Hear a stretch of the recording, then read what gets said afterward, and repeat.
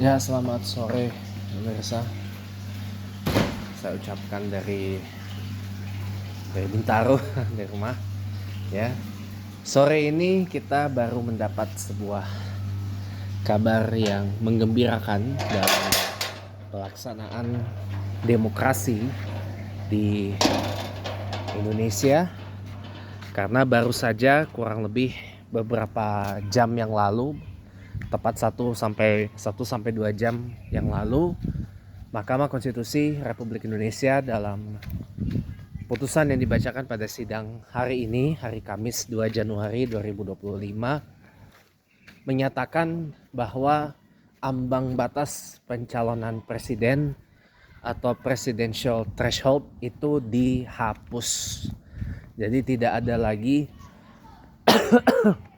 istilahnya pelaksanaan pemilihan presiden dengan ambang batas pencalonan pencalonan atau presidential threshold itu sebanyak 20%. Yang artinya, teman-teman, semoga saja di Pilpres 2029 nanti sudah bisa diberlakukan kalau sudah diputus oleh MK, berarti sudah sewajibnya dilakukan oleh KPU, Komisi Pemilihan Umum, selaku penyelenggara pemilu, untuk menerapkan ambang batas pencalonan presiden atau presidential threshold itu sebesar 0%, alias tidak ada lagi yang namanya presidential threshold. Ini artinya adalah semua partai politik bisa mencalonkan figur-figur terbaiknya dalam kontestasi Pilpres mulai 2029 dan seterusnya. Ya, ini kabar gembira dong, karena mohon maaf, gak sia-sia saya mengoceh-ngocehkan hal ini di media sosial saya, termasuk di YouTube, termasuk juga di StreamYard, termasuk di beberapa platform, di TikTok juga, di teman-teman yang loyalis PDIP pun. Saya adalah orang yang kembali mengangkat bahwa ambang batas pencalonan presiden itu sebaiknya ditiadakan atau 0%. Ya, oke, ada beberapa yang gak setuju, tapi kan pada kenyataannya apa yang saya bicarakan ini adalah yang diputuskan oleh MK. Saya jadi was-was nih, jangan-jangan ini akun medsos saya ini dipantau sama BIN ini, dipantau sama Intel ini, dipantau sama Intel pemerintah ini. Suara-suara saya ini banyak banget dijadikan dasar kebijakan pemerintah atau dasar kebijakan lembaga negara. Saya bilang, aduh, ini jadi ya gembira, sekaligus saya juga punya rasa gimana juga gitu loh kalau dipantau terus ini akun media sosial saya sama Intel. Malah saya di TikTok saya bilang penasihat negara, buset. Ya mungkin ini kali doa dari temen di TikTok tuh ini gitu loh, tentang saya yang mengadvocate sudahlah pencalonan presiden itu tidak perlu dibatasi. Jadi nanti di Pilpres 2029 ya biarkan partai-partai politik itu mencalonkan siapa yang terbaik. Nah, nanti kan mekanismenya, apakah partai politik yang hanya di DPR saja yang bisa mencalonkan, atau partai-partai di luar DPR pun juga bisa mencalonkan. Tapi kalau dari putusan MK-nya sendiri, ya ambang batas pencalonan presiden 0% itu ya mestinya semua partai bisa dong mencalonkan. Nah, ini kan berarti apa? Berarti semua partai politik, mau itu yang ada di DPR maupun yang tidak ada di DPR, atau extra parliamentary parties, ini bisa menaikkan figur politik terbaiknya ke panggung Pilpres. Gitu loh. Pak, bukannya nanti akan terjadi open fire, Pak, antara Prabowo dan Gibran nanti di 2029, ya nggak apa-apa. Feeling saya akan gitu kok. Feeling saya nanti di 2028 peta perpolitikan Indonesia akan berubah total. Ya, mereka yang tadinya adalah 96,2 juta, ya, 96,2 juta pemilih yang memilih Prabowo Gibran di Pilpres 2024 kemarin, dan mayoritas diantaranya adalah alumnus dari pendukung alumnus dari pendukung Jokowi pada Pilpres 2014 dan 2019 yang lalu. Mereka menganggap diri mereka tegak lurus Jokowi. Bukan gak mungkin mereka akan konsolidasi, merapat ke satu partai, mencalonkan Gibran Rakabuming nanti di 2029. Karena sudah memenuhi persyaratan. Ambang batas pencalon presiden 0%. Ambang batas usia minimum 40 tahun terpenuhi. 2029 Wapres Gibran usianya sudah di atas 40 dan 42. Ya. Jadi feeling saya teman-teman Pak Jokowi ini akan memanfaatkan PSI untuk mencalonkan Gibran nanti di 2029. Pasti akan open fire antara Prabowo dan Gibran nanti di 2029. Dan mereka yang mendadak atau terpaksa Prabowo atau terpaksa Gerindra karena keadaan, nantinya akan pisah ranjang dari Prabowo di 2029 nanti, yang dimulai dari tahun 2028, masih 3 tahun lagi. Tapi cepet loh rasanya. Ini aja saya nggak nyangka udah 2025 loh. Perasaan baru kemarin Pilpres, baru kemarin Pilkada. Ntar tiba-tiba Pilpres lagi, Pilkada lagi gitu. Ntar tiba-tiba udah masuk tahun politik lagi. Bukan nggak mungkin. Nah, ini juga tidak menutup kemungkinan Anies Baswedan nyalon lagi. Kan sudah ada Partai Perubahan namanya. Partai Perubahan yang sudah open komitmen mencalonkan Anies Baswedan di Pilpres 2024. Asal ketentuannya mungkin begini teman-teman. Ketentuannya mungkin gini. Mungkin nanti partai-partai yang dibolehkan nyalonin presiden itu adalah partai-partai yang terdaftar sebagai peserta pemilu 2029 mungkin ya. Jadi partai-partai yang peserta pemilu 2024 akan terbuka kemungkinan untuk bertanding lagi di 2029. Karena memang presidensinya begitu. Partai pendatang baru pertama kali ikut pemilu karena lolos verifikasi KPU akan terus ikut pemilu sampai partainya bubar barangkali. Ini terjadi teman-teman pada partai Nasdem. Partai Nasdem diresmikan sebagai partai pada tahun 2012 ya, dan dinyatakan lolos sebagai peserta pemilu tahun 2014. Satu-satunya partai baru yang diloloskan ikut pemilu 2014. Partai-partai lain tidak lolos. Sebagian menggabungkan dirinya ke Partai Hanura, kecuali Partai Damai Sejahtera atau PDS yang kemudian di tahun 2021 dilahirkan kembali sebagai PDSP. P-nya itu pembaruan, Partai Damai Sejahtera Pembaruan, PDSP. Kalau dulu kan PDS doang.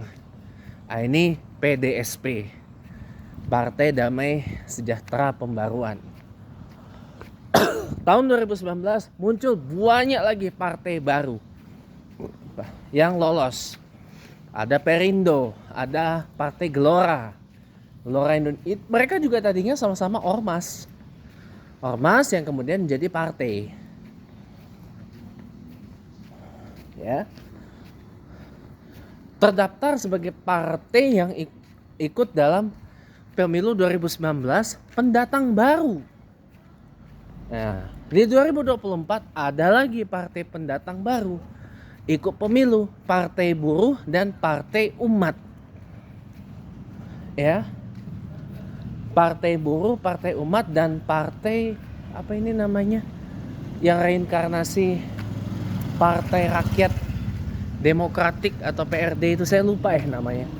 Partai apa gitu. Ketumnya Agus Jabo Priyono yang sekarang ini mendapat amanah sebagai Wakil Menteri Sosial. Ya, bersama bawahannya Gus Ipul. Ya. Saya nggak tahu ya, mungkin partai-partai yang mungkin nanti akan diatur dalam PKPU barangkali. PKPU kan pasti mengikuti putusan MK yang ini toh, yang apa? Ambang batas pencalonan presiden ditiadakan, ya kan? Atau di 0% kan?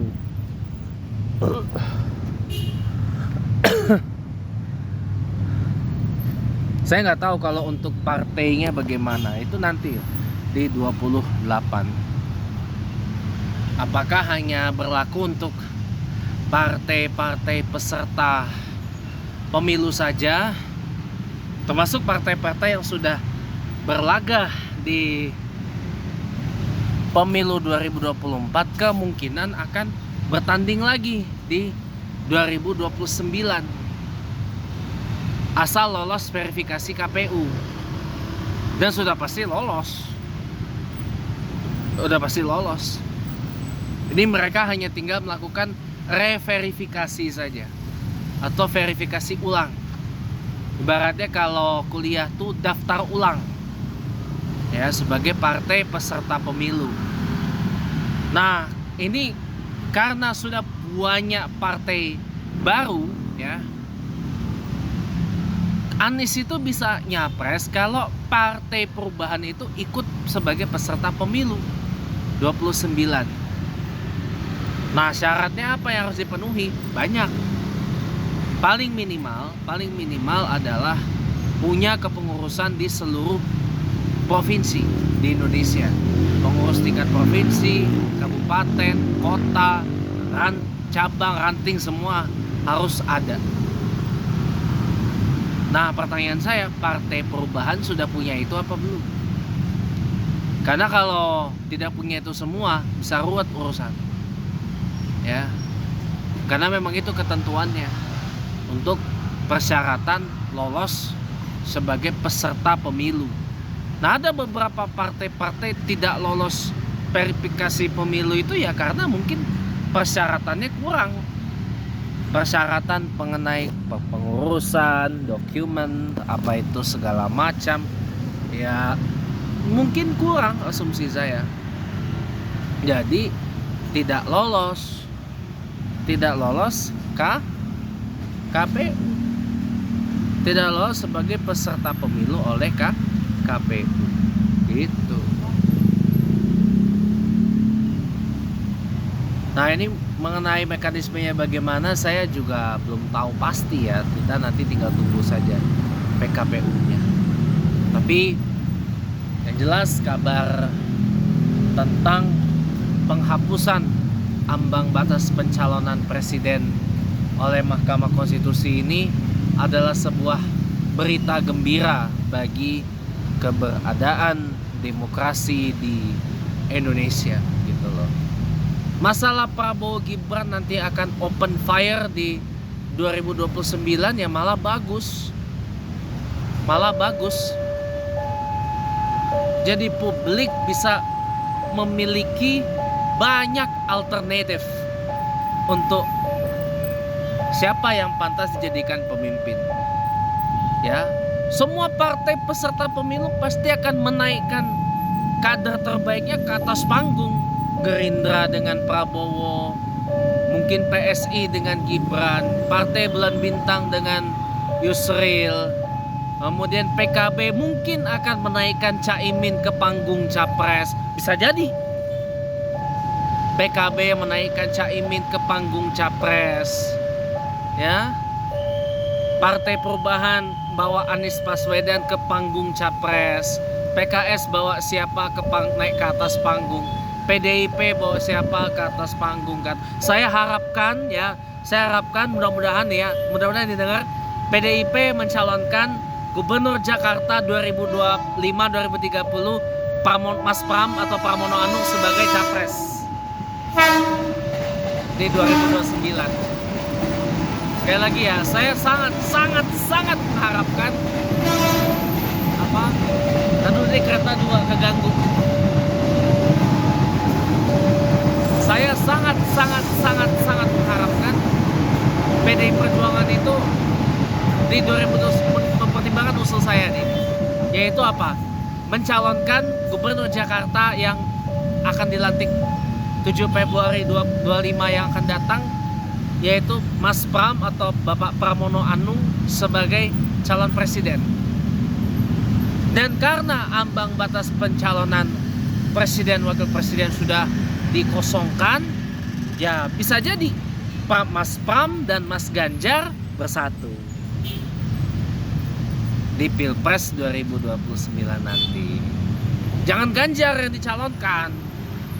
Ya, jangan Ganjar yang dicalonkan. Kalau Mas Pram dicalonkan atau Pak Pramono Anung dicalonkan oleh PDIP di 2029, saya berani, bukan memastikan ya, tapi saya berani yakin PDIP bisa rebound di 2029 nanti. Kenapa?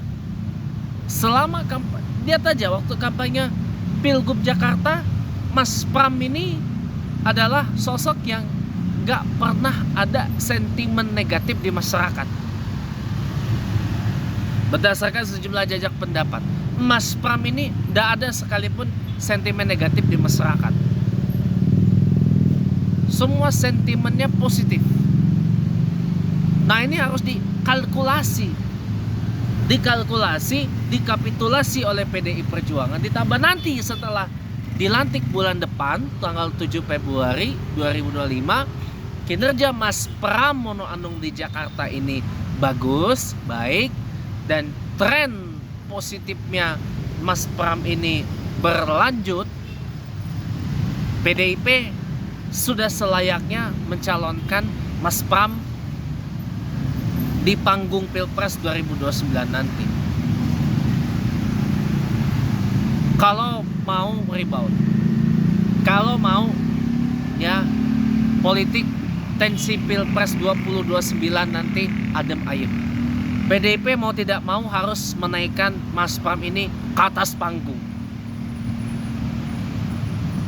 Bisa juga dengan hadirnya Mas Pram ini akan merekonsil. Bukan hanya anak Abah dan Ahoker aja yang bisa direkonsil dan dipersatukan.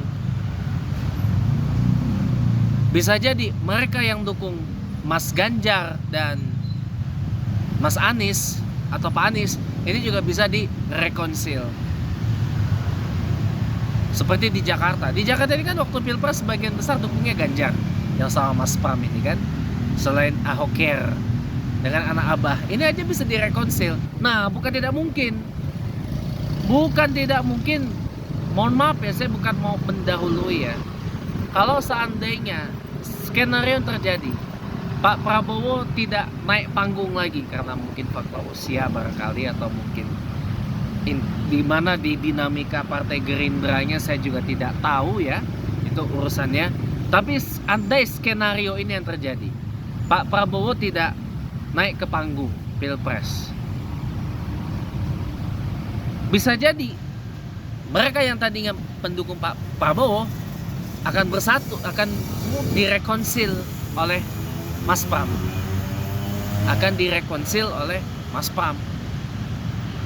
Gitu loh. Ya tapi saran saya juga gak apa-apa, naikin aja banyak-banyak kandidat capres naik ke atas panggung gitu loh. Gak apa-apa. Open fire Prabowo Gibran versus Pramono Anung malah lebih bagus. Tambah banyak lagi, ada Yusril, ada Said Iqbal, Partai Buruh. Golkar kemungkinan akan menaikkan Ridwan Kamil ke atas panggung. PKB kemungkinan Caimin naik ke atas panggung Pilpres. Ya. PKPI kemungkinan naikkan Dias Hendro Priyono ke atas panggung. Perindo kemungkinan naikkan Anggela Tanosedibio ke atas panggung. Baru semua partai pasti akan berusaha menaikkan figurnya ke atas panggung. PAN akan menaikkan Zulkifli Hasan ke atas panggung Pilpres. Karena kan ambang batas presiden sudah 0. Ambang batas presidennya sudah 0. Jadi semua partai bisa mencalonkan. Terlepas dari bagaimana mekanismenya, apakah partai di luar parlemen yang penting tercatat sebagai peserta pemilu nanti bisa calonkan, ya itu tergantung nanti pada KPU-nya. Yang jelas PKPU ini wajib menjalankan putusan dari MK ini. Putusan MK ini tentang ambang batas presiden 0%. Jadi semua partai bisa naikkan calon terbaiknya ke atas panggung. Ini malah bagus, malah seru. Malah saya pengen lihat open fire Prabowo versus Gibran. Bagaimana nanti? Kan mereka-mereka yang selama ini ada di barisan Jokowi menginginkan Gibran Rakabuming maju di Pilpres 29. Nah, berhubung ambang batas pencalonan sudah dikosongkan, bukan tidak mungkin Gibran nyapres lewat PSI, Partai Solidaritas Indonesia. Kebetulan adiknya Gibran, Mas Kaisang, itu ketua umum.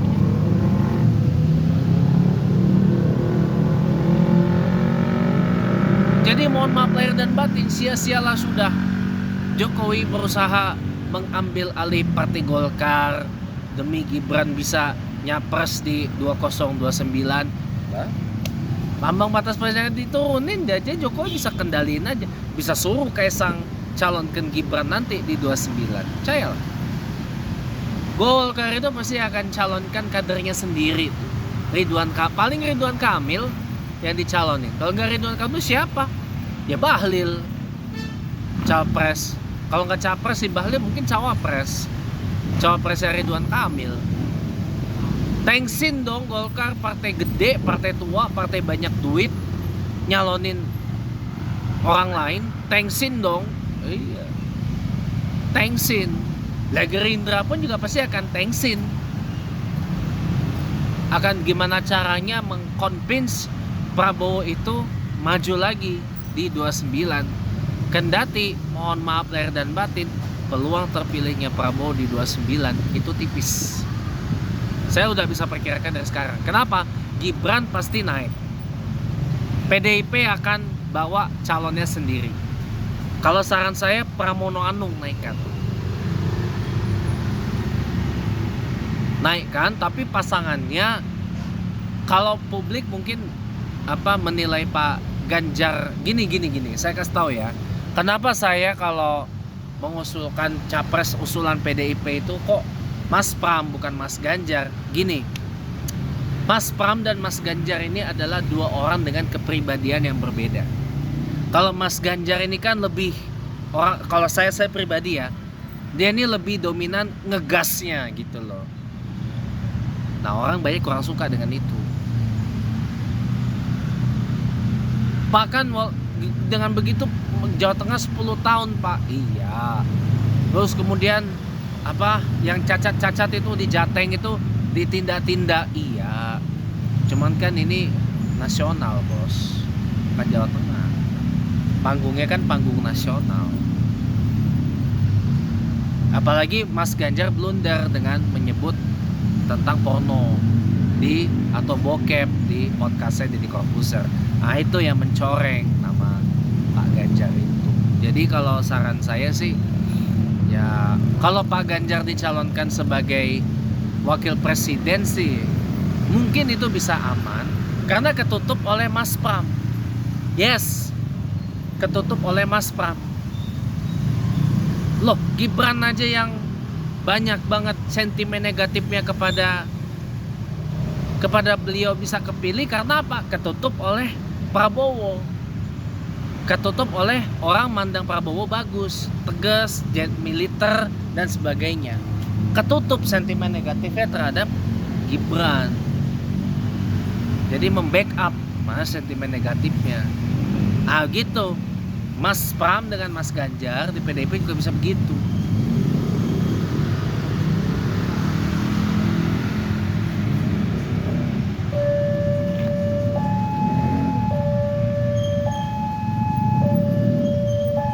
Jadi kalau masukan dari saya, ya ini masukan dari saya buat PDIP ya. Coba deh pertimbangkan usulan ini. Mas Pram Capres, Mas Ganjar Cawapres. Yang satunya oke lah Mas Ganjar tetap jadi diri ngegas apa segala macam. Oke. Tapi Pak Ganjar ini butuh sosok yang lebih kalem. Mas Pram ini kan dikenal sosoknya kalem, lemah lembut, kebapaan, ngewongke, ngayomi dan seterusnya. Ini yang menyebabkan sentimen publik kepada Mas Pram ini lebih banyak positifnya daripada negatifnya. Gitu. Percaya sama saya. Buktiin aja nanti. Omongan saya 3 tahun dari sekarang atau 3,5 tahun dari sekarang. Ya. Kalau 3 tahun lagi kan Januari 2008. 3,5 tahun lagi deh. Nanti tunggu aja deh. Pas pendaftaran Capres-Cawapres 2029. Ya. 3,5 tahun lagi, pegang omongan saya. Pegang omongan saya. Yang ini. Lihat aja nanti 3 tahun dari sekarang, 3 tahun dari 2 Januari 2025 atau 3,5 tahun dari 2 Januari 2025 hari ini, omongan saya tentang Mas Pram, Mas Ganjar layak untuk dicawapreskan PDIP di Pilpres 2009 nanti. Lihat nanti. Saya nggak mau mendahului, tapi saya hanya usul. Saya memberi usul aja. Tapi lihat nanti 3 tahun atau 3,5 tahun dari sekarang, ya, akan banyak yang mendorong Mas Pram itu dicalonkan sebagai capres. Kalau nggak Mas Ganjar ya Mas Prananda Prabowo, Mas Anan tuh cakep juga tuh. Mas Anan dicawapreskan, Prananda Prabowo anaknya Megawati itu dicapreskan, nggak apa-apa. Beliau juga orangnya ya tapi kan beliau orangnya lebih di balik layar. Beliau nih strategis orangnya tuh, mengatur di balik behind the scene, balik layar gitu. Ya nggak apa-apa. Jadi Mas Pram lebih mengeksekutor, Mas Nanan atau Mas Prananda Prabowo lebih membantu Mas Pram. Nggak apa-apa. Yang penting pegang omongan saya 2028 deh. 3 atau 3,5 tahun dari 2 Januari 2025 akan banyak yang mendorong Mas Pram itu dicalonkan sebagai presiden dari PDIP di Pilpres 2029 nanti. Lihat omongan saya nanti. 3,5 tahun dari sekarang. Pegang omongan saya. Ini momentum kalau mau PDIP rebound. Dan momentum agar politik Indonesia kembali adem ayem. Dan bukan nggak mungkin akan lebih banyak yang direkonsil oleh beliau. Selain Ahoker, Anak Abah, FBR, Porkabi, apalagi tuh Afuhab, apalagi tuh abahnya lah pokoknya lah, ya. Nggak kehitung udah. Bamus Betawi, bahkan menyatukan seluruh mantan gubernur Jakarta ada di balik Mas Pram. Bahkan kemarin mantan Wagub Jakarta yang sekarang jadi Wamendes ya, Wakil Menteri Desa PDT, Pak Ahmad Riza Patria pun datang gembira dengan Mas Pram. Nah ini adalah sebuah kabar baik buat demokrasi Indonesia. Semoga ini menjadi angin segar untuk pelaksanaan perpolitikan Indonesia di hari-hari ke depan. Dan tentu saya harapkan dengan banyaknya calon-calon presiden dan calon-calon wakil presiden yang berlaga nanti, saya harapkan itulah yang memang putra-putri terbaik bangsa yang naik ke atas panggung. Dan saya harapkan dengan banyaknya nanti kemungkinan figura-figura pasangan capres-cawapres nanti, saya sangat berharap tensi politik pas Pilpres 2029 nanti bisa reda deh, bisa jauh lebih tenang, jauh lebih kondusif, jauh lebih adem ayem, nggak ribut-ribut, nggak saling maki hamun, nggak saling ejek mengejek, caci mencaci, umbar kebencian A B C D E apa segala macam itu. Jangan ya. Jadi Pilpres 2029 adalah Pilpres yang riang gembira, menyatukan Indonesia Raya. Baik, cukup sekian. Terima kasih telah menyaksikan Chatterbox edisi hari kedua di tahun 2025 ini. Angin segar bagi demokrasi Indonesia. Ambang batas capres cawapres tidak berlaku lagi.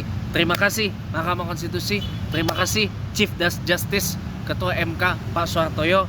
Anda telah berjasa perlahan menyelamatkan dan memulihkan kembali demokrasi di Indonesia, dan MK telah kembali ke jalur yang benar sebagai penjaga konstitusi, penjaga demokrasi kita. Terima kasih. Selamat petang teman-teman. Selamat tunaikan sholat maghrib dan isya dimanapun Anda berada. Tetap semangat, tetap optimis, tetap bahagia. Terus jaga nurani kita, terus jaga akal sehat kita. Selamat petang dan salam Pancasila. Wassalamualaikum warahmatullahi wabarakatuh.